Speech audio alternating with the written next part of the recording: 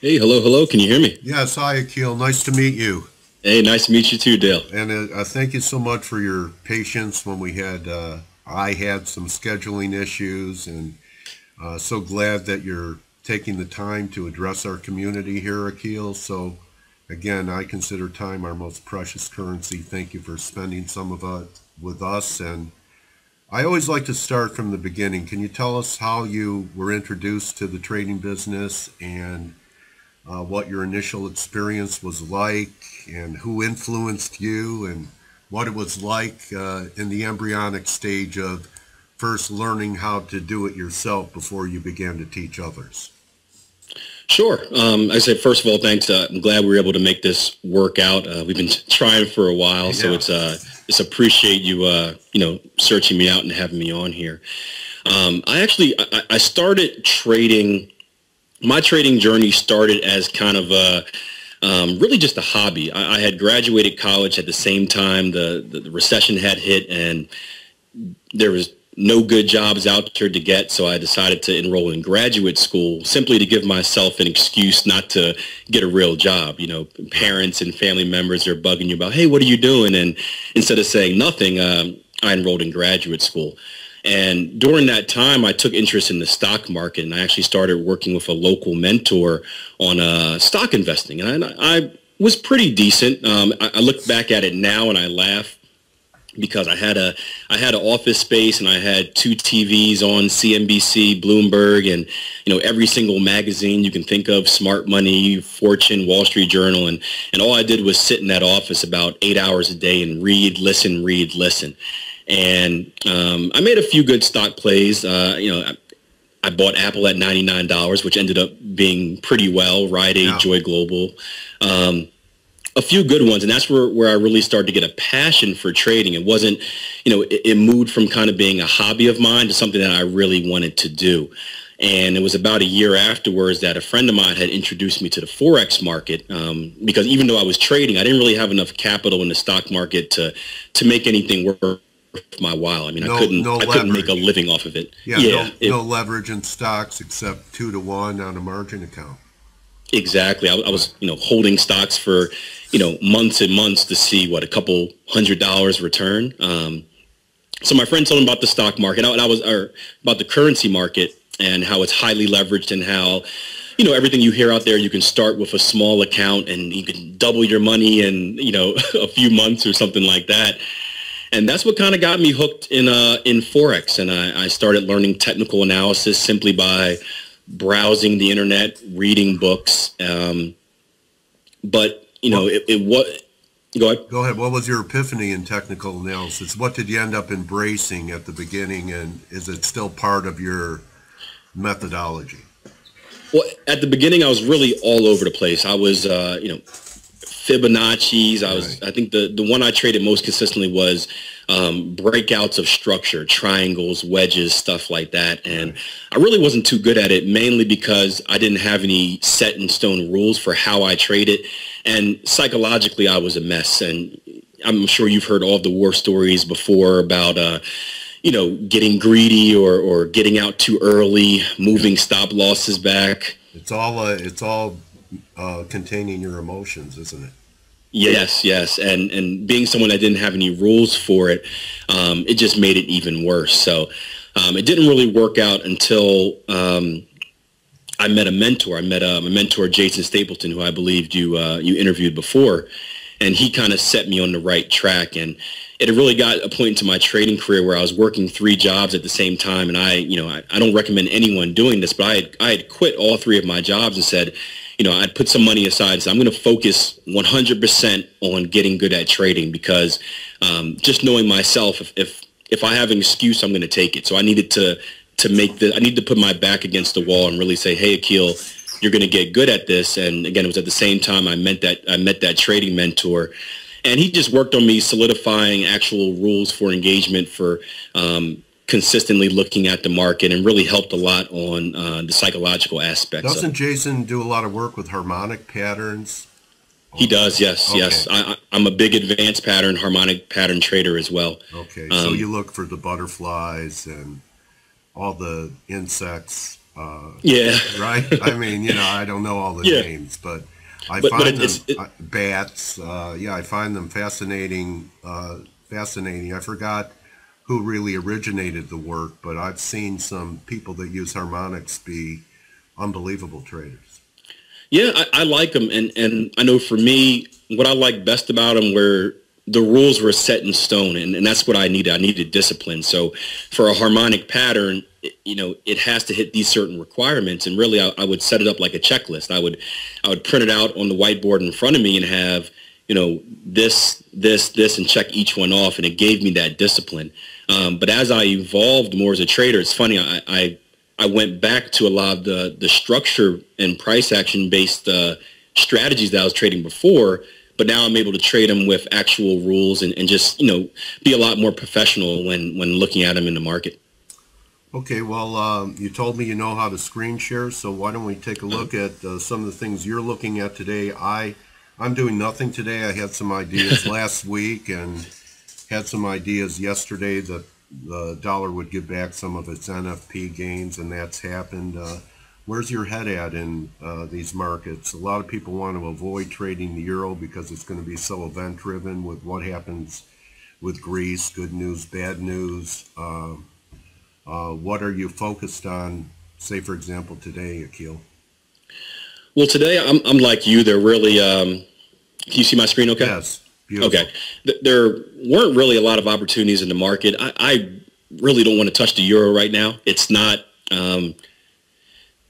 between Greece and the interest rates and the market being reactive to really any news that comes out. It's you got to be really conservative, in my opinion, with trading the euro and picking where you want to trade it. So right now, it's not at a spot that I feel comfortable going long or short on it. One pair I did trade this morning was the dollar yen. Now, overall, I do have I trade strictly off fundamentals, or off technicals. Excuse me. But I do try to pay attention to the fundamentals. It's by far the weakest part of my trading. But I do try to pay attention to them, and I do have a bullish bias for the dollar. We're seeing good numbers recently. We're expecting this interest rate rise, and hopefully not hopefully, but before the end of the year is what everyone's saying, September, maybe December. And I think just compared to a lot of other currencies out there, it's the strongest one. But looking at the dollar yen here, here's a trade I took this morning, and I was just looking at a pure structure-based trade here. I was looking at the market rallying all the way up to our level to about 125. Yes. Putting a little relief back here, a little bit of a retracement, and then last week we shot up and that was the NFP. Yeah, and made new structure highs. Now we've retraced basically the entire non-farms, right. And we came right back down into a level where I said, if there's a place I'm looking to get long, where can I get in with the least amount of risk? And I'm the candlestick wicks right here. I'm looking at a move back down into this 124 even handle and saying, hey, if I have a chance to get long down in this area, it's going to be a very low risk trading opportunity. And let me just load up a 4-hour chart for you. Or even an hourly. It's going to show you a much better picture of what I was looking at. Let's get rid of all this, but essentially was looking for a retracement back into these structure lows. And I was saying, hey, if the price action gets down here and I have an opportunity to get involved, I can get a nice opportunity with stops right below these structure lows, giving myself a risk of about this much. And, it wouldn't shock me to see a move all the way back across. And I think it's just a very good risk reward. I can, 1, 2, I can take this trade 3 times and really only have to win once to be break even. And I like my odds on that. Yeah, it's a nice look, too, because the prior chart looked to me like we had 2 drives in the end.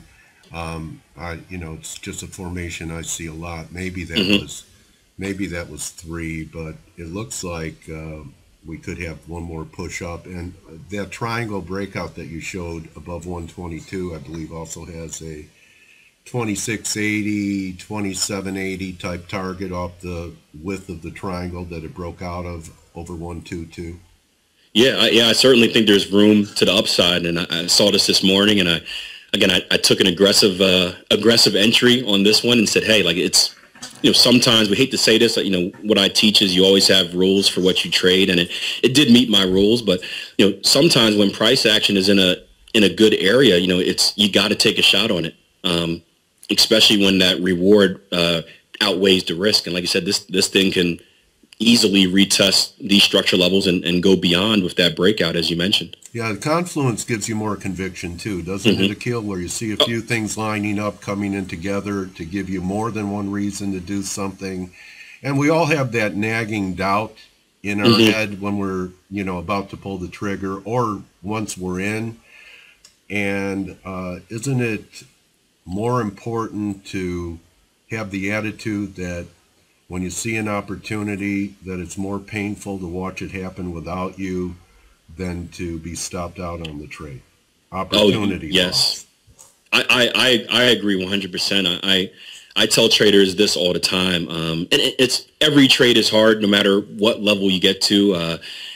We have pretty good experience. We're still going to get those butterflies and those nervous feelings when we're in a trade. But I know what upsets me more, like you mentioned, it upsets me more. I don't really mind being stopped out on a trade. I've accepted the fact that as a professional trader, that's going to happen. It's going to happen a lot. There's not much I can do with it. No one's going to be 100%. But what bothers me is seeing an opportunity and going through my analysis, like you mentioned, but having that fear stop me from pulling the trigger. And then you come back to the market, the next day, and it's up there, and you're like, oh. Yeah, it's happened 1 trillion times to me. That's the aggravating part of the industry, probably more than losses. So we have your look in the yen, and sounds like you have a constructive view on the dollar. The dollar index, to me, so far we're holding last week's lows. And you don't want to trade the euro. So would I be assuming correctly? I saw a chart earlier that looked like pound dollar looked negative on your work. Is that what you're seeing in pound dollar? And then perhaps we can move to a commodity currency. Let me just check over. You had over at the pound. Yeah, there you are. Okay, we were doing some analysis on it earlier. Yeah, I think.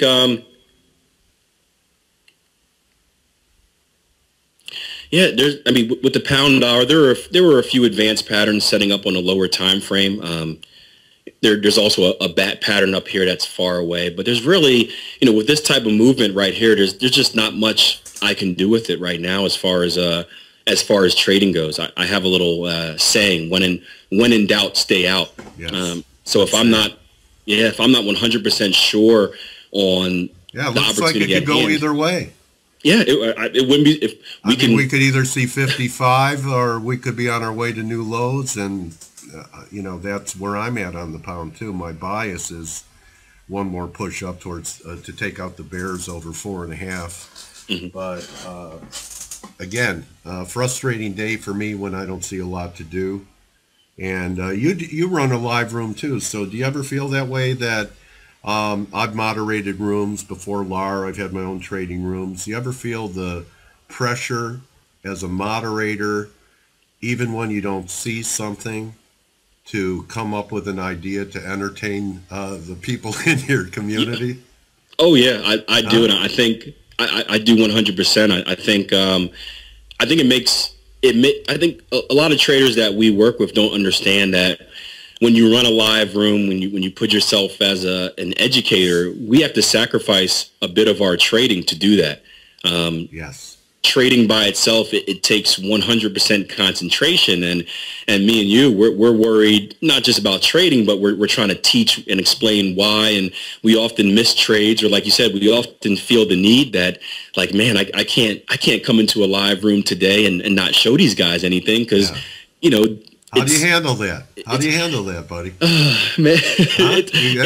Mentor me. I finally came to the conclusion. I'll tell you, it took me a long time, Akil. I would rather bore people than try and force a trade and have them lose money. So aren't we always better off being bored? And, I play the Tom Petty song, The Waiting is the hardest part. And that maybe that's part of our mentoring, is to teach people to be patient, and there aren't great trades every day. I think it is. I think it's very important for them to see their mentors come into a market and just say, hey, guys, there's nothing there. It's tough, but I just try to think about, I try to talk about different aspects. I'll try to do a talk on psychology. Well, hey, this is why I'm not entering this trade, or mistakes that I used to make, or, stuff of that sort. There are so many topics that traders need to hear about, and really analyzing the charts is really the least of their concern. In my opinion, I think that ends up being the easy part. Not saying that it's easy, but with enough repetitions, with enough practice, it's not too hard to get good at reading a price chart, finding a strategy, executing trades. The part where most traders fail is going to be the psychological side of things. So I think the more we can touch on psychology, the more we can provide an example, the better the traders we work with become. What do you think of this statement? You can't learn experience. It only comes through the passing of time and living through things. And in our business, it's screen time. I agree. I think I've become a much better trader since I started running a live room. Initially, I was more of a swing trader before running a live room. So I would spend maybe, an hour or so looking through the charts, doing my analysis, and then I'd, go on and do whatever I have to with the rest of my day. Now I'm in a live room 3 hours a day, running through chart after chart after chart. And I've been doing this for a few years, and I can just feel myself getting that much better because I'm just seeing it over and over again. And we know that the markets, yes, they're unpredictable. We never know what the market's going to do next, but we see the same setups that happened in the past will happen again in the future. And the quicker we can remember those and recall them and ask ourselves, hey, this is what happened last time, the much easier it gets in the future when they show up again. Any view on some of the commodity currencies? We had a nice sell-off. There's a big debate going on in USD CAD, Akil. A lot of the bulls still talking 128. We've had a nice sell-off in Canada from the NFP. In fact, a classic stop hunt where they went to take out the highs by a few pips and then turned south. What's your take on what's happening here? There's a harmonic. So the harmonic also saw the high up there. Pattern up there. Might have been a Gartley. Let me just check. I think we had a Gartley up there, but you're right. I actually expected. I thought we'd see some higher movement on Canada, and this morning we came down and we penetrated these lows right here. It's a tough call now. It was you knew what to do Friday. It's hard to know what to do here. Exactly. I know what I'm waiting for. I have a principle. I call this a lower low, lower close, where the candlestick closes below that level. That's going to tell me that I should be looking to get short. Now, the question is, when and how. I don't want to get short right now. I think that's a trap. That's something I used to do in the past, where you see the momentum and you're like, hey, hurry up and sell sell right away, catch the move, and then the market, reverses on you. Yeah, it does something like this. So what I would be waiting for, I would be waiting for. So it's not the breakdown line. It's the fact that it did show some weakness, but the line is not the pivot point. You could get a rally that could be above the line and not just short the breakdown, and you're wrong over the breakdown. Yes, I would be looking for, really, I like to draw out zones, really, for the next short. Let me just go down to an hourly chart here. Here's our breakout line right here. Anywhere in this zone would be a shorting opportunity for me. This is where I'd be looking for the next move down. Now, it doesn't mean I'm going to sell it right away when it gets into this zone, but this is where I'm going to sharpen my eyes and really pay attention to it. And then, of course, measure out risk versus reward. Is there an entry technique that I can use? But I want to be patient with these type of trades. I've learned so many lessons in the past of what happens when you hop on late and you kind of react to what everyone else is doing. You get burnt. You hop on right here, and then the market, it sucks you dry. So I want to patiently wait for the right opportunity, and that's something that I've worked on a lot over the last few years. Is just not rushing into any trades based on emotions or what I think is going to happen. What about on red events? Do you flatten out in front of the NFP and central banks, or do you ignore them and stay with your positions into these big events. Like Friday was pretty wild, especially in Canada. The first Oh yeah, candle, look at that candle at the high, right before the high right here. moved. You had the, yeah, huge candle, stop hunting on both sides. What do you do about red events? You stand aside, or are you okay taking positions into it? I try to play the sideline, so I'll stay away from them. Now, if I have a longer term, excuse me, if I have a longer term position on, then I'll have to stick with it. But I make sure before the non-farms, before ECB press conferences, the major events, I try to get out of the market. I've just learned in the past that especially on the lower time frames, once you start going under the 60-minute chart, this type of stuff right here, like you mentioned, it'll kill you. Um, Yeah. it'll kill you. And one of the worst things that used to happen to me is I would, say I would have a trade here where I'm looking to get long. What would happen is the market would come down, it would stop me out, and then go on to do exactly what I thought. But like we mentioned earlier, the market does your prediction, but you don't take advantage of it. And it just happened so many times that it turned into more of a gamble than trading. It turned into more of a flip of the coin because it's really hard to predict these events, and even if you can predict them, the number, we never know what the reaction is going to be. And, No, is the public going it's to, roulette. yeah, is a good number going to be good? Is a good reaction? Is a bad number going to cause for a bad reaction? We don't know. So I just try to stay out if I can. How about on being right the market, wrong the trade? Your stops are too tight. You're right about the direction, but you're right the market, wrong the trade on the entry and stop, and then you're taken out of a trade, and then the market goes in your direction. Mr. Market's pretty mean. He tries to Oh, shake out as many people as possible before the move they're looking for happens, then most likely without them. My solution is to reduce leverage hmm and trade with wider stops. Let your trades breathe. If you can't be wrong for a day, how can you be right for a week? What do yeah. you teach when it comes to being trying to have less of those events in your trading account, being right the market, wrong the trade?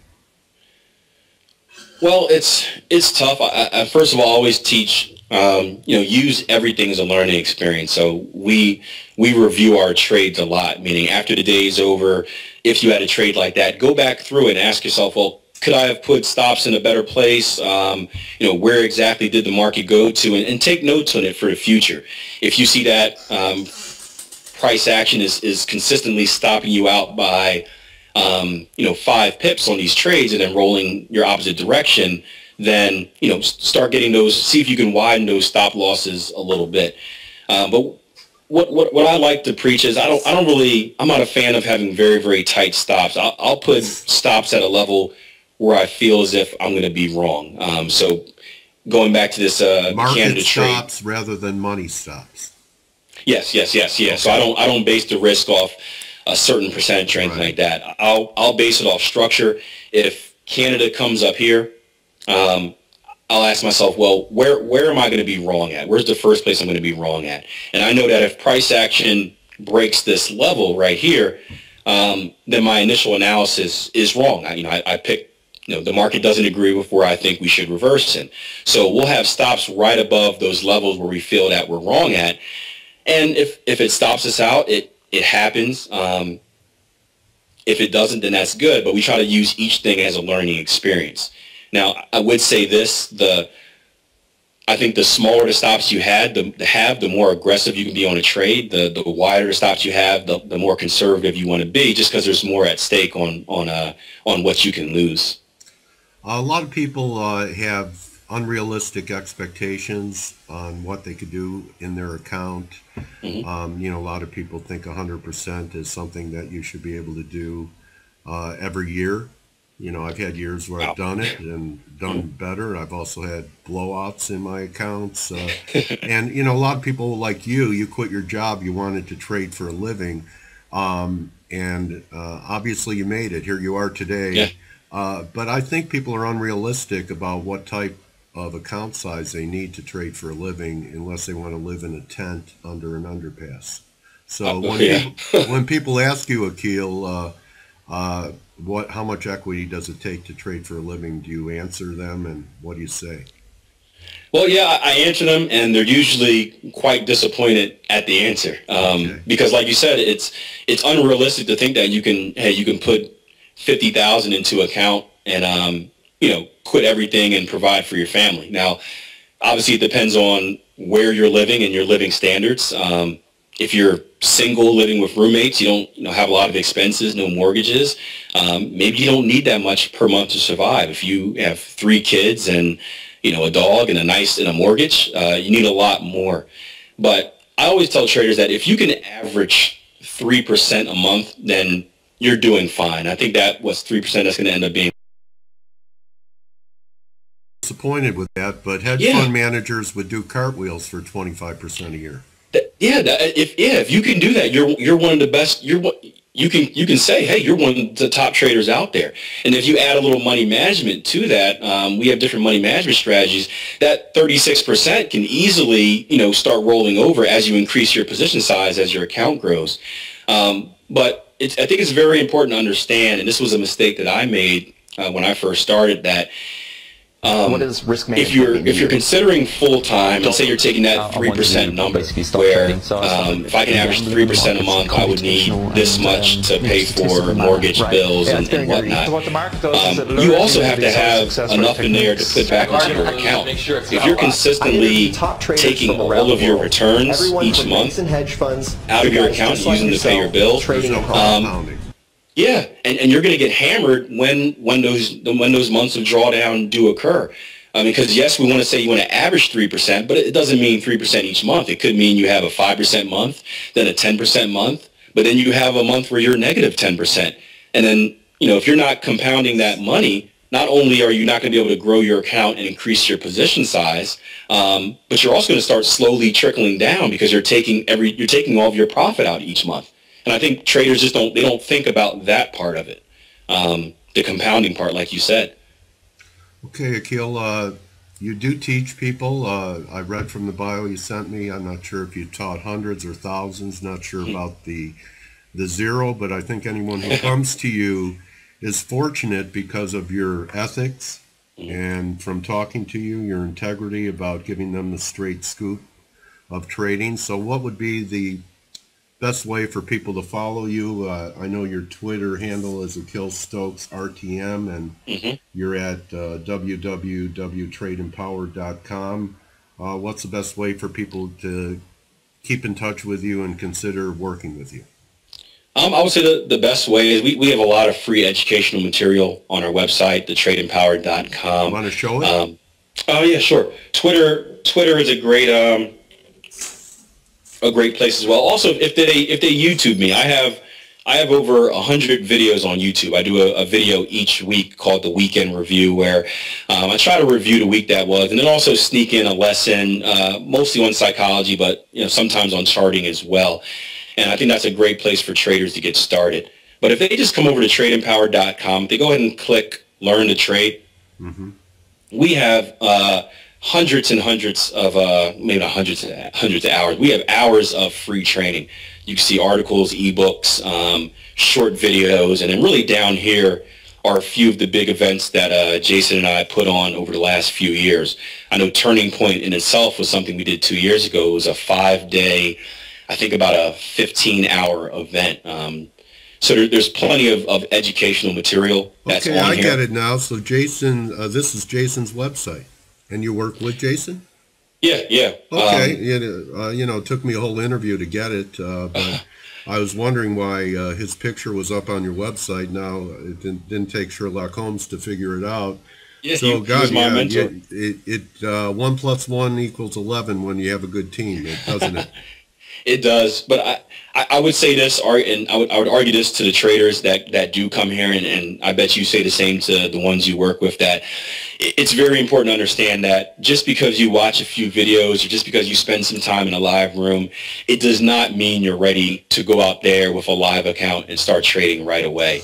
I always say that, you only know enough to hurt yourself, to be a harm to yourself. So, I kind of feel like micro lots are a good compromise, because if you're trading demo, you don't feel the reality of money. And at least with a micro lot, you could feel the reality of having money at risk. it's not going to kill you, but at least it's not, well, it doesn't matter anyway. It's only a demo. I agree. It's amazing how much different there is between having real money at stake and demo account. I swore that when I trade on a demo, I swore I never lost a trade on a demo account. I would just hold it until it reversed in my direction. Yeah, you just keep scaling in. What could, how could that hurt you? It's funny, Akil. I'm probably, I don't know, 2-3 years older than you, but we didn't have demo accounts when I started in the business. We did something called paper trading. Okay, yeah. And I would say to people, well, what's the worst thing that could happen to you if you're wrong on a paper trade? You know what the answer is? You get a paper cut. So they're a little, they're a little painful, but it's still on paper. I really enjoyed talking to you. Say hello to Jason for me, and I will. And FX Street. And really glad I reached out to you on Twitter, and now I have an understanding that of your foundation, and appreciate that you shared a look with us. And in the end, I wish you good luck on that trade, and thank you, and continued success, and pips rain down on you and your students and your partner. And thanks so much for being with us today, Akil. I'm glad to meet you, and thank you for being honest with the community about the realities of trading, that it's not an easy thing to do. You're realistic about returns, and you seem like a very disciplined trader, so I'm glad to know you.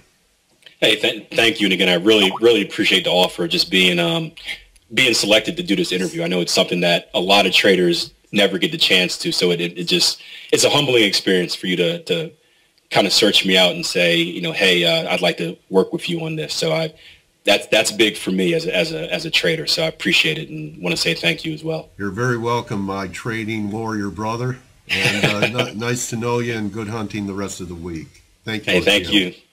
Bye-bye. Take care.